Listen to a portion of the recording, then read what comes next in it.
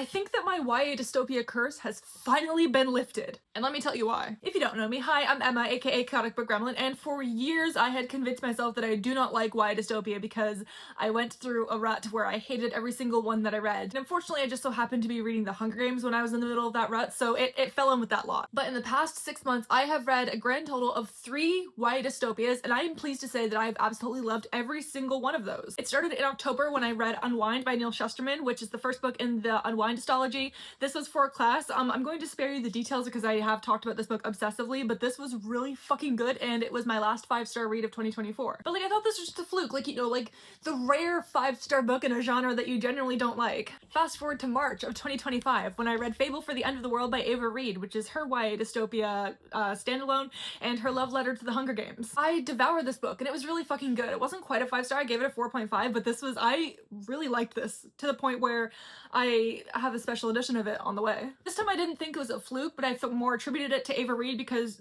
they're one of my favorite authors and I absolutely love everything they've ever written. And then fast forward again to 2 days ago when I finally read Sunrise on the Reaping by Suzanne Collins. Holy shit, this was so good. I don't love the Hunger Games books. I think the highest rated one I have is Catching Fire and I gave that a 4 stars. So like, I don't know what my expectations were going into it. Like, I know my own experience with the Hunger Games books, just like the writing style isn't for me. It's not with the story itself. It's literally with the words on the page. But like, also literally everyone I'd spoken to beforehand has given Sunrise on the Reaping 5 stars. I didn't know what to expect. I gave it a 4.5, which for me is very high. I think the 0.5 came off because of literally the way the words are arranged on the page. So I am temporarily calling a ceasefire on my war against YA dystopia, and hopefully in the coming months I will be able to find more than 3 that I actually love.